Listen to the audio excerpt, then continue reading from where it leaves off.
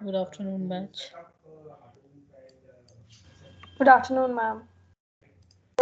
Afternoon, ma'am. Afternoon. So, in previous lecture, we have started with the storage classes. So, today we'll be discussing that storage classes, their implementation in detail.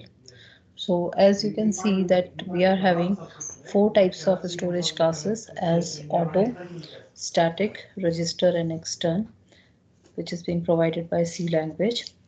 Auto is actually talking about the local variable declaration, which will be inside the block where it is being defined.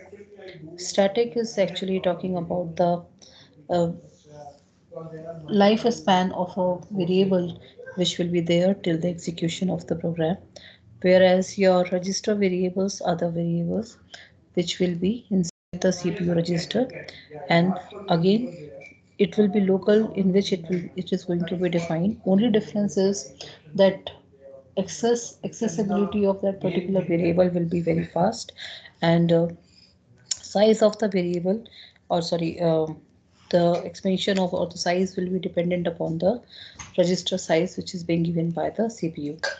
Whereas in case of extern, it is like a global variable. Extern and global meaning is we will be having sharing of variable among various functions, and that particular variable will be having a separate memory block so that it can be shared among all the function calls. And how it will be done, that will be done with the help of this uh, memory map of C programming language, where we will be having stack, we will be having heap, we are having initialized and uninitialized data, where we are having this block storage area where this particular types of variable will be stored, which will be separate memory area other than your source code and other than your function calls. Text is actually having all the command line, sorry, all the statements which you have written in your C program. So this data, this text is actually talking about all those executable statement which will be writing. So if you see this text segment, or this particular text is only having the compiled program, or you can say the machine code of your program. So आप जब compile कर लेते हो, compile के बाद जो उसका obj file है, that will goes to the text segment, or you can say the code segment, and that text segment is actually having the executable object file. And this is kind of a you can say read only kind of a mode is there. Whenever you will be writing your executing your program, all those statement will directly go to this text segment. Then we are having this data segments, or we call that as initialized and uninitialized data segment, where you will be having your variables which are global, external, static, and those variable again will be getting into the initialized and uninitialized. If you see, by default the property of a static says it will always be initialized to value 0, because that will be going to a separate memory area, and that should be, and the constraint which has been implied on the static block is that those variables should be initialized. Whereas in case of uninitialized one, the variables that you are declaring like global, that can be there with initialization or without any initialization within this data segment. So this data segment is actually a separate memory area which has been reserved only for static external global variables which will be there. But local variables that we are creating within the block, within the function call, that will be there within your function calls, and that function call is within the stack area. इसमें stack जो define किया गया है, stack is reserved for the function call. So if you are having a main function, first function will be called as main, and that will be pushed to the stack, and afterwards main is calling whatever function which you have written within your program, and those variables will be further accessed via those stack function pointer itself. So if you see, your local variables will be there till the time that function is available, that function is scope is there within that stack. So once that function call is over, that local variable or that automatic variable will be automatically discarded from that area, because that is simply treated as a function call with the help of a function pointer. So that is why there is a scope which is being defined in storage classes कि static है तो till the execution of the program, क्योंकि वो एक separate memory है. तो आपने global variable देखा, global is a shared variable which will be there. So ये जो टाइप के वेरिएबल्स हैं, because of this storage block, this is the memory area which has been reserved from that, make them accessible via this many property. We cannot change this property. This property is defined by the programming itself, so we cannot change it at all. जो भी constant इसमें apply होती हैं कि हाँ ये by default initialise इसी पे ही होगा या इस वे में आपको इसका डिक्लेयर करना है, that is totally dependent upon the language which is having this kind of memory area. So जब भी हम कोई लैंग्वेज स्टार्ट करते हैं, the first thing you should know the memory map ki how it is working, how it is going to be mapped into the memory and how it is being executed. So if you see this uninitialized or stack which is being talked about, that defines the scope of the variable which is there in your slides, like how you will be accessing. And above that you are having all the command line arguments or the environment variable, which is actually talking about that that variable or the environment through that it will be coming. Command line argument is actually coming from the console. At the time of execution of main program, you can also pass certain variables with that. So that is command line argument, and that is coming via certain input or via certain console. So that is not at all part of your text, your stack segment. That will be something different. Environment variable is actually talking about the configuration settings or the environment in which you are working. So those variables will be further set, and it is above the programming part, because सबसे पहले आप ये सब set करते हो कि हाँ मेरा क्लास पाथ क्या है, मेरी आउटपुट फाइल कहाँ जानी चाहिए, इनपुट आप कहाँ से रीड करोगे, and once you save the program or workspace in which directory it should go, all that environment get been set in prior, and that will be the with the help of environment variable. But again those variable will be kept separately from this memory block which is there. And this is how you can declare your variables.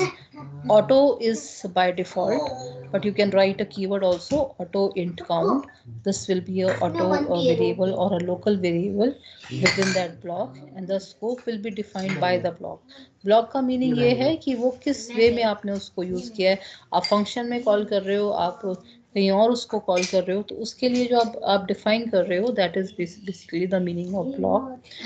If you right register just before your variable declaration, that will be a CPU register variable, but we should be very much careful while using those register variable, because ultimately you will be directly accessing your CPU register, and there can be a possibility अगर आपने ज़्यादा उसको बार बार आप access कर रहे हो, so you may slow down the process also. So you have to be very careful कि हाँ ये अगर ऐसा एक variable है जो कि बहुत ही fast access चाहिए, then only declare that. Then you are having static. Just before the declaration of variable x, you are having the declaration as static. Static will be defined, and again it will be initialized by the value 0. ये आपका automatic declaration आपकी यहाँ पे आएगी, इसको हम change नहीं कर सकते, ये बाय डिफॉल्ट रहेगी. हाँ आप इसको ओवरराइड कर सकते हो अगर आप नहीं चाहते हो कि नहीं मेरा काउंटर 1 से स्टार्ट हो. अगर आप नहीं करोगे तो ये बाय डिफॉल्ट 0 पे जाएगा, but you can have your own initialization value also. Extern is actually talking about that global declaration, and कुछ कंपाइलर्स में आप देखोगे कि एक्सटर्न लिखना मैंडेटरी है, और कुछ में अगर आप मेन के पहले डिक्लेयर कर दोगे, that will be treated as a extern variable. So it depends upon the compiler how it will be using that, and the convention which is being used is, if we are declaring the variable before main, that will be treated as a global variable or extern variable itself. So ये आपके डिक्लेरेटिव्स हैं, ये आपके keywords हैं जिसके through आप इन storage classes को define करोगे, and you will be having with the help of these many data types, and support of each and every data type will be there. जो आपके पास एक implicit, जो आपके पास एक property है वो आपकी वैसे ही रहेगी. This heap is always auto growable. Local variable के लिए होता है केवल? इसके लिए ऑटो लोकल वेरिएबल डिक्लेयर करने के लिए होता है केवल? auto is something which is local to a block. It is saying local to a block. ठीक है, आप उसको जहां पे भी डिक्लेयर करोगे वो उसके लिए लोकल है. And if you don't write this keyword auto, by default it is local to the block. Clear? Ma'am command line जो आर्गुमेंट्स हैं वो जब हम लोग एग्जीक्यूट करने के लिए लिखते हैं तो जो आर्गुमेंट्स लिखते हैं वो है, या फिर जो गेट ch से आर्गुमेंट्स लेते हैं, या No. इनपुट जो हम मेन के साथ पास करेंगे, जब आप फाइल हैंडलिंग करोगे, then you'll see that you can pass out an argument to your main function also. That is true. वो कमांड लाइन ऑपरेशन वो command line आएगा. arguments होंगे. Okay ma'am. What is cache? Cache in what form? In general, I don't know. Mm-hmm. In general, like we say we cache data, we access it faster. What does that mean? Like does it apply here?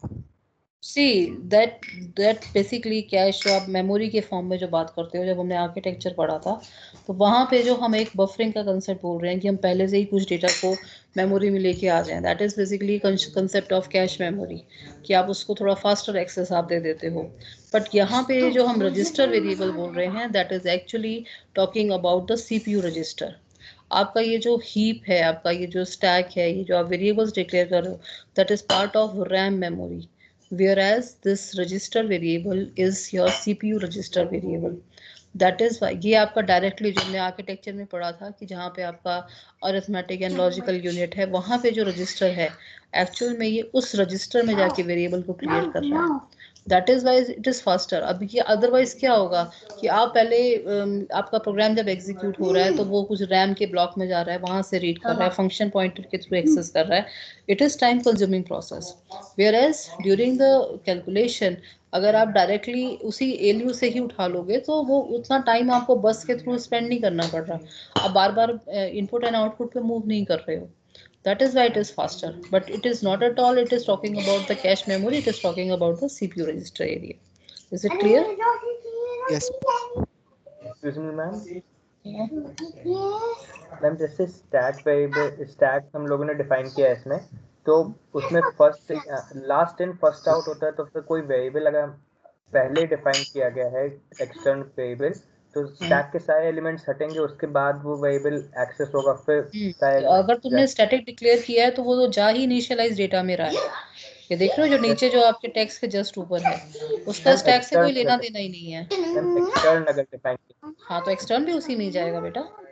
अगर आपने extern को initialise किया तो initialise में जाएगा, otherwise वो अनिशियलाइज में चला जाएगा. एक्सटर्न और स्टैटिक हमेशा सेपरेट होते हैं, इस ब्लॉक में होते हैं which is uninitialised and initialised data. That is why they are being accessible to everyone. आप जब ग्लोबल बोलते हो तो वो सभी को एक्सेसिबल होता है, वो इस प्रॉपर्टी की वजह से हो रहा है. आप देखो तो ये बिल्कुल अलग है, ये टेक्स्ट से भी अलग है, आपकी स्टेटमेंट से भी अलग है, इससे भी अलग है, और आपके हीप से भी अलग है. ये अलग से एक सेगमेंट है. बट हाँ, जब आपने फंक्शन कॉल के थ्रू किया तो फंक्शन पॉइंटर यहाँ बना, फंक्शन पॉइंटर इसको एक्सेस कर रहा है. एक और फंक्शन ने कॉल किया तो फंक्शन पॉइंटर फिर से इसको एक्सेस कर रहा है. बट जब तक आपके फंक्शन कॉल चल रही है ये वेरिएबल आपका एग्जिस्ट करता रहेगा जब तक कि मेन ही ओवर नहीं हो जाएगा. जैसे ही मेन ओवर होगा वैसे वैसे ये पूरा का पूरा जो आपका स्टैक और ये सब हीप है ये सब क्लोज डाउन हो जाएंगे, and then this variable will also be removed. That is why life span is there till the execution of the program. But अगर मेरे लोकल वेरिएबल्स हैं तो लोकल वेरिएबल्स यहीं पे पड़े हुए हैं, स्टैक के फंक्शन पॉइंटर के साथ ही एक्सेस हो रहे हैं, यहीं पे क्रिएट हुए, यहीं उनको आपने यूज़ किया और आपके डिमिनिश हो गए. बट ये जो वेरिएबल्स हैं जो एक्सटर्नल और स्टैटिक हैं, ये क्योंकि सेपरेट मेमोरी ब्लॉक है, that will be shared. Heap का मतलब ये है कि ये डायनामिक मेमोरी एलोकेशन है.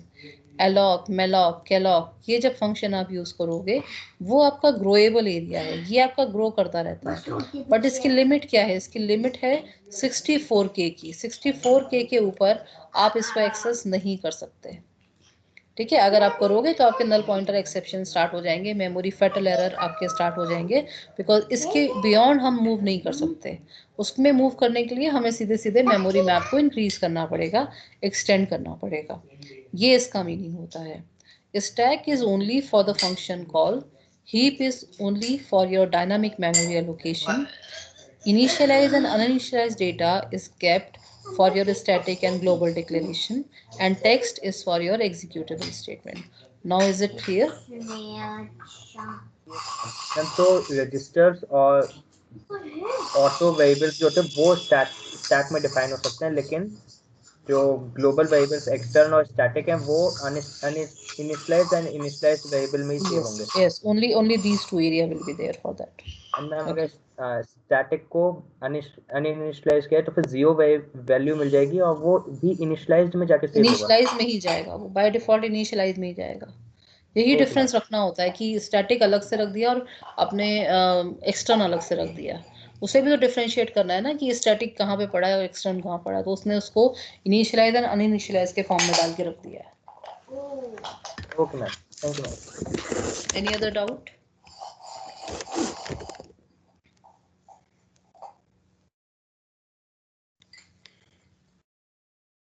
So this is your summary of all the storage classes. Default value, if you see in auto, it is always garbage. Fine. Register, it is always garbage.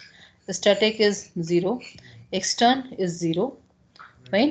But इसमें बहुत चीज़ों का ध्यान रखना कि जब आप एक्सटर्न डिक्लेयर कर रहे हो तो आप एक्सटर्न किस वे में डिक्लेयर कर रहे हो। ठीक है, आपके कंपाइलर पे ये बहुत ज़्यादा ये प्रॉपर्टी डिपेंडेंट रहेगी कि आप उसमें जस्ट मेन के पहले कर सकते हो और you need to write the keyword for that.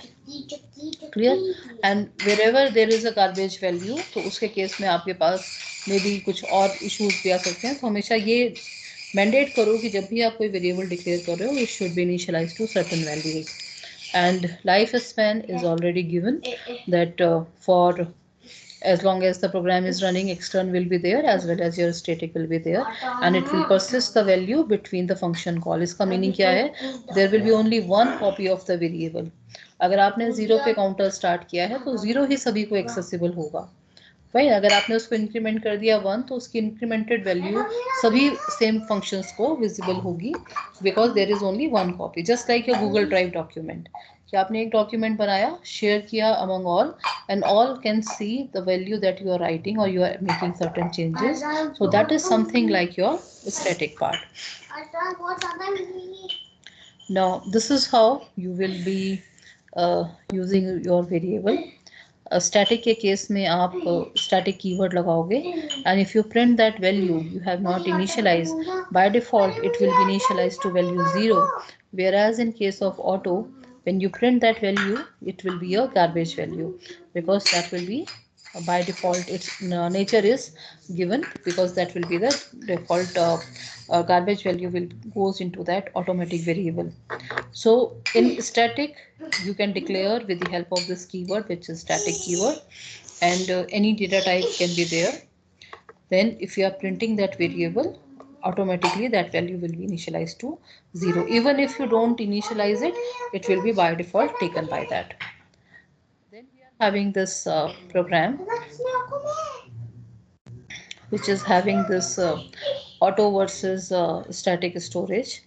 So in this case, if you see this, there is a function by the name show, which is not returning any value. धीरे धीरे खेलो, ठीक है? And it is not returning any value, so it is void in nature. It is not accepting any parameter, so there is open and close bracket. You have declared one variable which is int a is equal to 0. You have not written anything before that, so by default it will be treated as a auto variable, and this is being defined within the function show itself. इस function में define किया गया है. Then you are incrementing that variable value by 1, and then that value will be printed. So you are simply calling this function within the main. तो main के through ही सबसे पहले आपके stack में main जाएगा. main से आपकी function call start हुई show. show is declaring one variable which is auto variable. तो आपके वही stack में जो function pointer है वहीं के वहीं ये variable create होगा और उसकी value आपकी 10 पे start हो जाएगी and then you are incrementing it. So it is giving you this 11. And again क्योंकि आपने फंक्शन को आप बार बार कॉल कर रहे हो but it is not static, तो ये क्या होगा इसका, क्योंकि एक स्कोप क्या है, लोकल स्कोप है, इसी फंक्शन कॉल के अंदर लाई कर रहा है, ऑटोमेटिक है. नेक्स्ट टाइम जब मैं कॉल करूंगी तो फिर से मुझे 10 वैल्यू ही मिलेगी and then again I have incremented to value 1. So it is 11 and 11 within the function call, क्योंकि ये एक लोकल तरीके से है कि आपको मतलब अगर जब कोई एक पर्टिकुलर फंक्शन को कॉल करना है, लोकल है, तो उसमें वो वही सेम वैल्यू को रिपीट करेगा, because this is the meaning of the block कि आपने जब डिक्लेयर किया तो ये जो ब्लॉक आपने डिफाइन किया है it is local for that. Whereas if you see in case of variable which is static in nature, अगर आप स्टैटिक बनाते हो और आप उसको इनिशियलाइज कर रहे हो वैल्यू 10 के ऊपर, अगर नहीं करते तो बाय डिफॉल्ट 0 से स्टार्ट होती. So then you are writing a++. Same function will be called in main. But ये क्या हुआ, ये जो स्टैटिक वेरिएबल था ये मेन से अलग है. ये ना तो आपके टेक्स्ट में है, ना ये आपके इस ब्लॉक के अंदर है, ना ये आपके फंक्शन पॉइंटर में है. ये क्या है, ये अलग से इनिशियलाइज डेटा सेगमेंट है जहाँ पे वो बना हुआ है. तो उसको क्या मिल रहा है, उसको एक अलग से मेन के पास एक मेमोरी एरिया मिल रहा है कि यहाँ पे एक वेरिएबल है जिसकी वैल्यू जिसका नाम है a and value is equal to 10. Fine. तो जब आपने फंक्शन कॉल किया शो के अंदर, तो आपको ये जब मेन जब स्टार्ट हुआ तो ये स्टैक में गया, स्टैक में जाके इसने शो को कॉल किया. अब ये जो फंक्शन पॉइंटर शो का बनेगा ये वो उस इनिशियलाइज एरिया में जा रहा है जहाँ पे उसको एक डेफिनेशन मिल रही है कि a variable is there by the name a whose value is 10 and increment that value. तो आपने इसकी वैल्यू 11 कर दी. नेक्स्ट टाइम जब अगेन आप कॉल कर रहे हो there is only one copy, तो वो क्या हो चुकी है, वो 11 हो चुकी है. नेक्स्ट टाइम जब ये फंक्शन कॉल करेगा तो इसको क्या मिला, इसको 10 की जगह 11 मिला, इसने फिर से इंक्रीमेंट किया. Now the value will B 12. Fine. And next time when this show comes, it gets the value which is 12. So it has been incremented to value 13. तो आप जितने भी ये जो हिट काउंट देखते हो वेबसाइट के ऊपर कि आप जब आप आईपी एड्रेस से उस पर्टिकुलर वेबसाइट को एक्सेस करते हो, उसका एक काउंट इंक्रीज होता है कि आपने इतने टाइम आपने एक्सेस किया है, या this is the hit count of this particular website. That is the counter which is static in nature. एक ही वेरिएबल होता है जिसकी जितनी बार कॉल होगा उसको वो एक रिक्वेस्ट पे वो उसको इंक्रीमेंट बाय वैल्यू 1 करेगा. That is the difference between static and local declaration. Is it clear? Ma'am दो डाउट थे इसमें. अगर हम लोग इंट स्टैटिक इंट a को मेन के अंदर एक्सेस करना चाहेंगे तो एक्सेस कर सकते हैं थ्रू द फंक्शन कॉल बेटा. No ma'am, without the function call. Yes you can access. अच्छा, अगर सीधे फंक्शन के वैल्यू अंदर भी डिफाइंड है कोई देखो लोकल फंक्शन के अंदर तो है ही, बट ये जो वेरिएबल है ये तो सभी को एक्सेसिबल है. अगर मैं शो की जगह एक और फंक्शन बना दूं display, then also you can see. Main में अगर मैं a की वैल्यू को प्रिंट कराना चाहूँ तो I can print that value also. Separate area है ना, तो उसको वो तो सभी को दिखाई दे रहा है जितने भी फंक्शंस होंगे with in that main periphery. Okay. And That ma'am will एक be- और डाउट था. हाँ. जैसे C++ में मैंने किया था तो उसमें मैम ने बताया था कि अगर इंक्रीमेंट करना होता है स्टैटिक वेरिएबल को तो फिर पॉइंटर के थ्रू करना पड़ता है. ऐसा कुछ नहीं है बेटा. अगर आप C++ में देख के चलो, there is no difference by the libraries. आपके कुछ लाइब्रेरी फंक्शन चेंज होते हैं, बट हम एक्चुअल जब ऑब्जेक्ट ओरिएंटेड के कंसेप्ट में जाते हैं तब हमारा कि जब हम क्लास डिक्लेयर करते हैं, क्लास को स्टैटिक बनाते हैं, in that case we always say कि static class can only have static member function, तब हम ये कंडीशन अप्लाई करते हैं. बट अगर आप C++ में सिंपल वेरिएबल स्टैटिक बना रहे हो तो ये सिमिलर प्रॉपर्टी आपकी यूज होगी. अदरवाइज अगर क्लास बनाते हो तो क्लास में हमारा ये एक मैंडेट आ जाता है कि नहीं, अगर स्टैटिक क्लास है तो स्टैटिक ही मेंबर फंक्शंस होंगे, वो उसमें एक कंस्ट्रेंट आपकी अप्लाई होती है. ठीक है. वो क्लास के रिस्पेक्ट में बताया था मैम ने, तो वही डाउट आया था. हाँ, नहीं वो इस फॉर्म में आएगा. ठीक है. Okay ma'am. Then you are having this extern again global. You can see before main it has been declared as int a equal to 10. अगर कंपाइलर्स पे चेक करना, कंपाइलर्स में अगर एक्सटर्न मैंडेट करते हैं तो आपको एक्सटर्न कीवर्ड लगाना पड़ेगा। Although most of the compiler has this definition as before main treated as a global variable. तो आप अगर main के पहले मीनिंग hash include के बाद जस्ट आप अगर डिक्लेयर कुछ करते हो and before main, that will be treated as a global declaration. Then we are having a function 1 which is decrementing the value, and there is function 2 which is incrementing the value. So those two functions will be further called in main. तो function 1 ने क्या किया, उसको value मिली है extern variable के form में, तो ये क्या मिला 10 के इक्वल है, तो आपका ये इनिशियलाइज ब्लॉक में गया, अलग से वही आपका जैसे ग्लोबल एंड स्टैटिक था उस एरिया में गया, visible to all, visible to main, visible to function 1, visible to function 2, सभी को विजिबल होगा। तो आपने 10 वैल्यू ली, फंक्शन 1 को 10 वैल्यू मिली और आपने उसको you are decrementing it by value 1, तो 10 से क्या हो गया, this will be 9, right. And 9 के बाद आपने फिर से कॉल कर लिया है। अब इस फंक्शन ने क्या कर दी, इसकी वैल्यू, इस फंक्शन ने इसकी वैल्यू, फंक्शन कॉल ने वैल्यू 9 कर दी है। अब जब फंक्शन 2 कॉल हुआ, so it has been incremented to value 1, तो आपका क्या बन गया, अब ये सेम वेरिएबल आपका 10 बन गया। बट ये कहाँ पे, ये यहाँ पे भी चेंज हो रहा है। It's just like a Google doc document कि आपका जो जो आप उसमें चेंजेस कर रहे हो वो सभी को विजिबल हो रहे हैं। नाउ वैल्यू इज 10, फंक्शन 2 पे आपने फिर से कॉल किया, so now the value has been incremented to value 11, फिर आपने फंक्शन 1 को कॉल किया which is decrementing, so again value will be 10। So अगर आप स्टैटिक आप इसमें ग्लोबल वेरिएबल में अगर आप देखते चलो, so this is a shared kind of a variable which will be visible to all, and you can have this initialization also with the value and which will be shared among all the functions called, just like जैसे आपने, but static में क्या रहता है, static में सिर्फ आप उसकी एक ही कॉपी रहेगी। इसका मीनिंग क्या है, इसके अंदर जो आप चेंजेस कर रहे हो that will be visible to all of them. So concept is somewhat is of the sharing part. अगर हम extern अगर उसमें बना रहे हैं तो extern is for sharing, and extern का एक और यूसेज भी ये रहता है कि एक्सटर्न वेरिएबल्स अगर हमने डिक्लेयर किए हैं, सो आप इसको जितने भी फंक्शंस हैं, जितने भी फंक्शंस आप, अगर आपने 9 फंक्शन 10 फंक्शंस डिक्लेयर किए हैं और सेम वेरिएबल को आप बार बार यूज करना चाहते हो, then declare it as a extern variable which is before the main as a extern storage class. So now ma'am, हाँ बोलो। मैम उसमें जो वो था फंक्शन में, उसमें हमने कोई पैरामीटर्स नहीं दिए थे, तो वो कैसे हुआ कि किसने पैरामीटर नहीं दिए थे?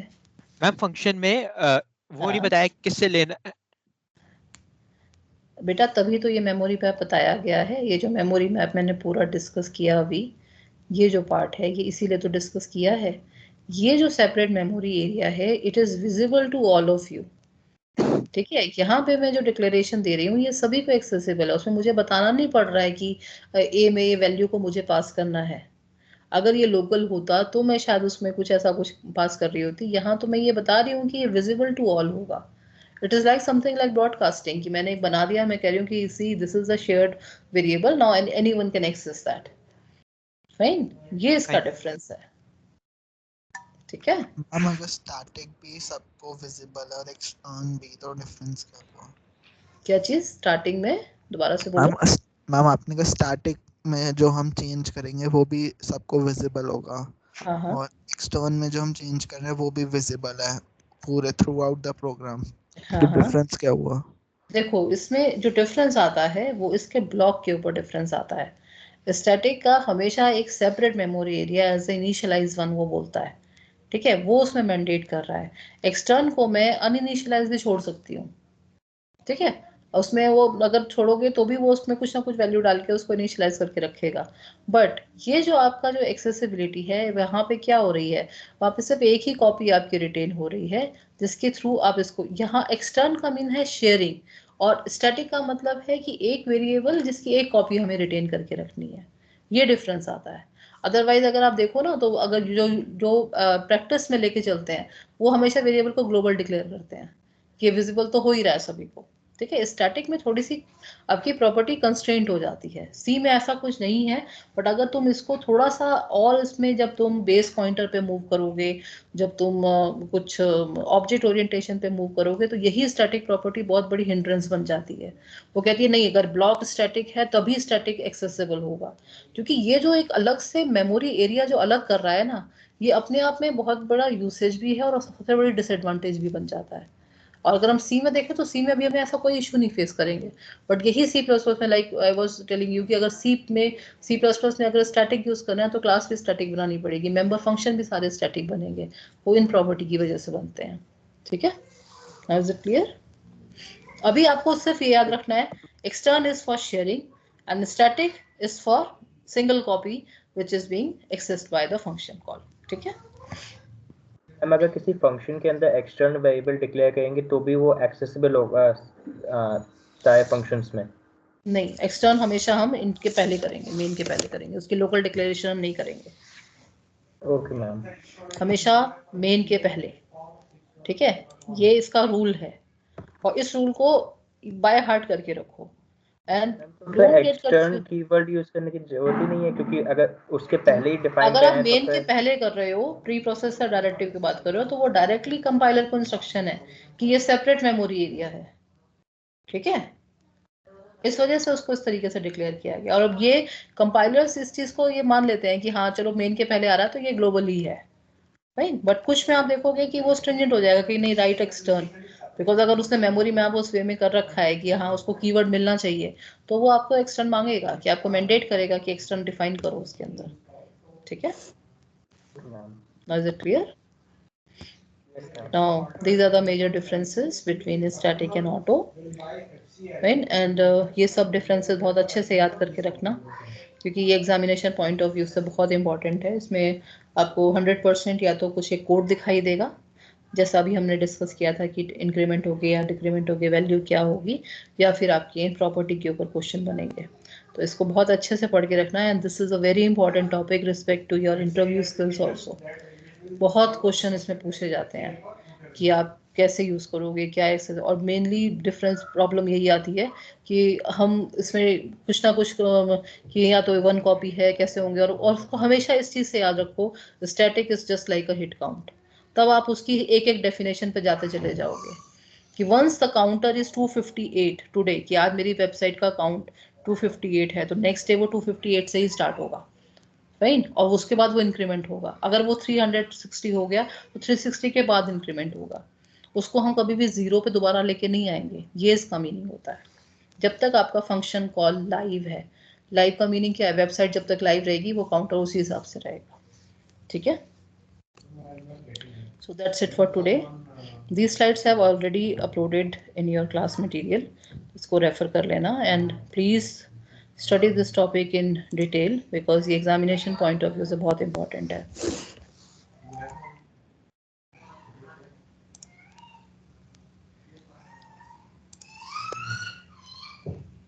मेमोरी लेआउट, ये जो डायग्राम है ये मैंने डेनिस रिची की बुक से लिया हुआ है। आप डेनिस रिची की बुक से भी एक्सेस कर सकते हो उस सेम डायग्राम को, जिसमें इलेबोरेशन है। थोड़ा सा अभी उसको इलेबोरेटिव पार्ट को पढ़ने में थोड़ा डिफरेंट लगेगा, बिकॉज वो फंक्शन पॉइंटर और उस वे में डिस्कस कर रहे हैं कि वो और already aware of pointer concept. तो अभी इतना उसमें मत जाओ, अभी इतना definition part is sufficient enough. जब फंक्शन पॉइंटर पे करेंगे या फंक्शन पे काम करेंगे, तब इसको और डिटेल में भी आप पढ़ोगे इसको।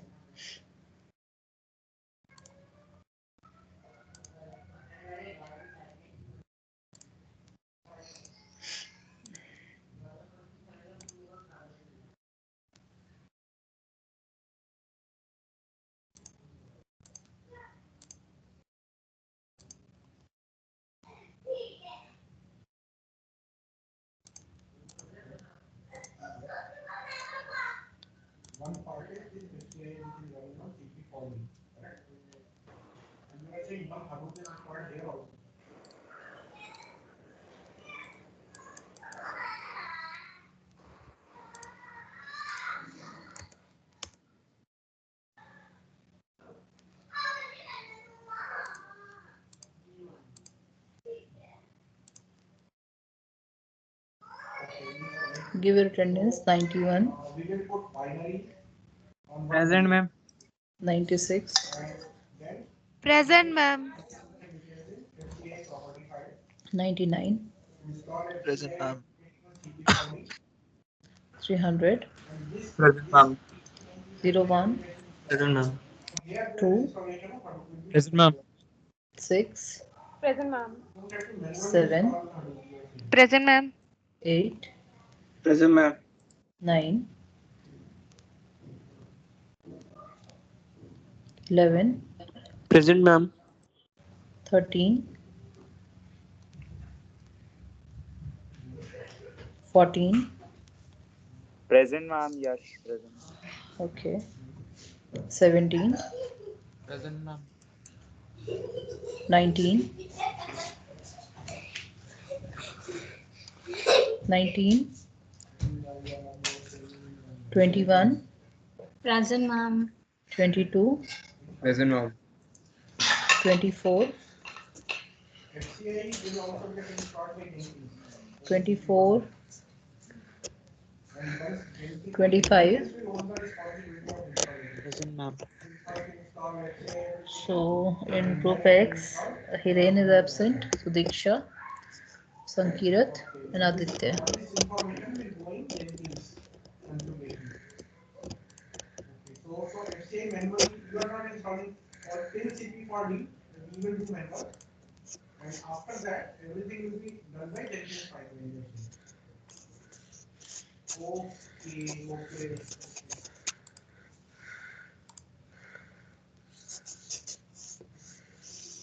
$29,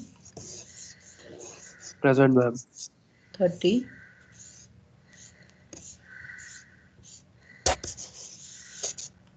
31, Present, ma'am.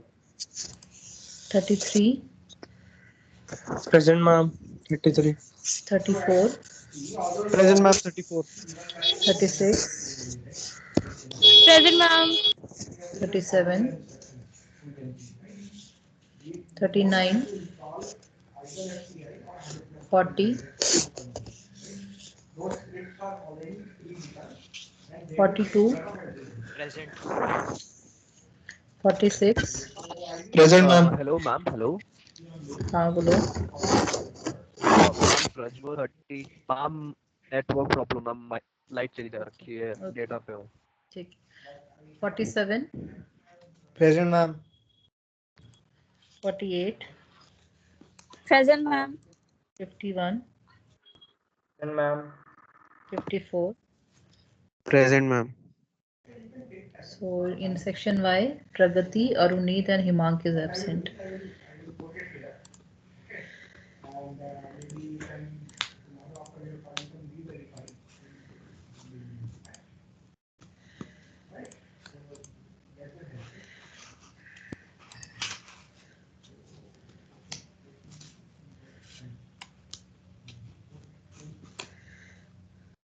Ma'am.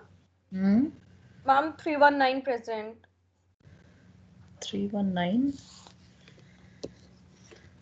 In section X or Y, beta? Ma'am, X.